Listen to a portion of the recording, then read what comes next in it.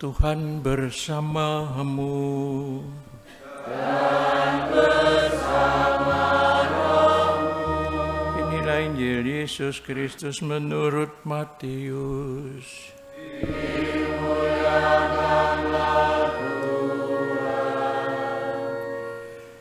Dalam khotbah di bukit, Yesus berkata, "Kalian telah mendengar bahwa disabdakan, kasihilah sesamamu manusia dan bencilah musuhmu. Tetapi aku berkata kepadamu, kasihilah musuh-musuhmu dan berdoalah bagi mereka yang menganiaya kalian. Karena dengan demikian, kalian menjadi anak-anak Bapamu di surga. Sebab Ia membuat mataharinya terbit bagi orang yang jahat dan juga bagi orang yang baik. Hujan pun diturunkannya bagi orang yang benar dan juga bagi orang yang tidak benar. Apabila kalian mengasihi orang yang mengasihi kalian, apakah upahmu? Bukankah pemungut cukai juga berbuat demikian? Dan apabila kalian hanya memberi salam kepada saudaramu saja, apakah lebihnya dari perbuatan orang lain? Bukankah orang yang tak mengenal Allah pun berbuat demikian? Karena itu kalian harus sempurna, sebagaimana Bapamu di surga sempurna adanya." Demikianlah sabda Tuhan.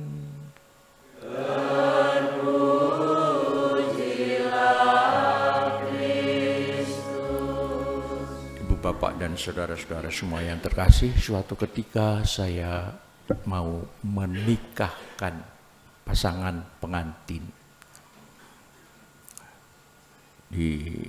Sudah sekian waktu lamanya. Saya memohon kepada pengantin itu, cobalah kamu minta doa restu kepada orang tuamu. Orang tuanya sudah meninggal. Dia tidak mau dan mengatakan, saya benci pada orang tua saya. Benci pada orang tua saya. Itu sama orang tuanya sendiri. Seperti itu, entah apa luka-luka yang ada di dalam hatinya, perlakuan bapaknya kepada anak.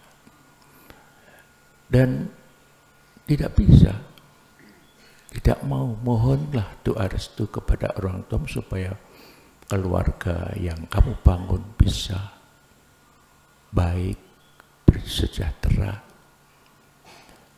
bahagia.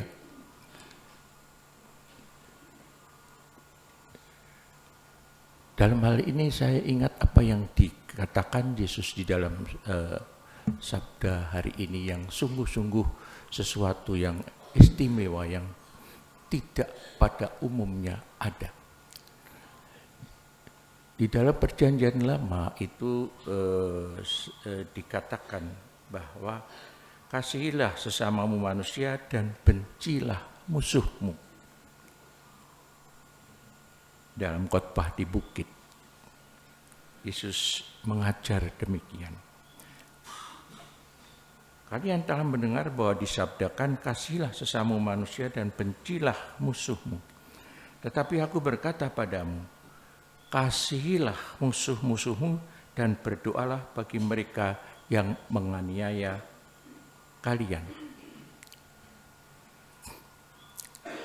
Seorang yang tadi yang mau menikah pada orang tuanya, apakah dia dianggap musuh?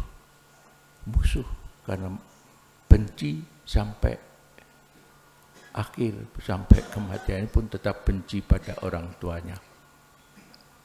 Pemuda itu yang mau menikah.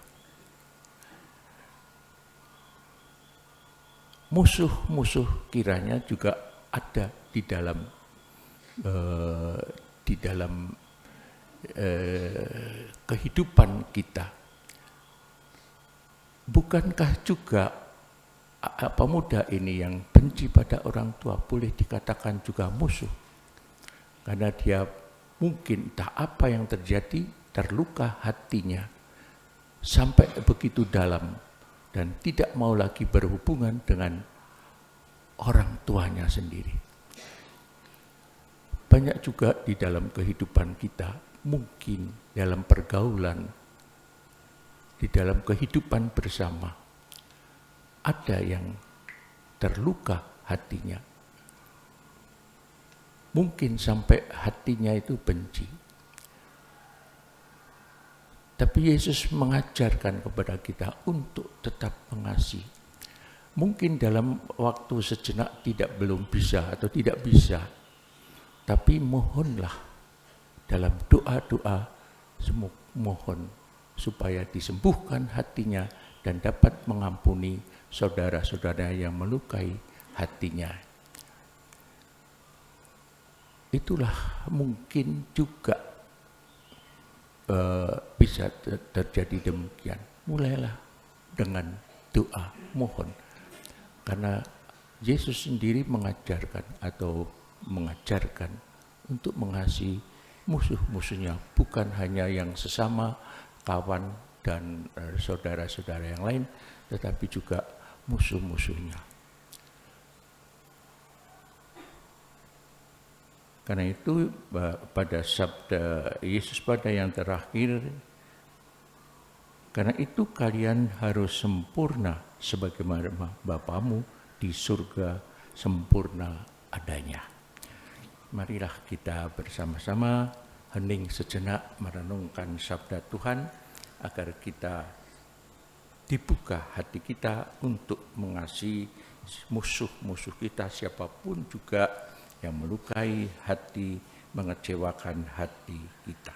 Kita hening sejenak.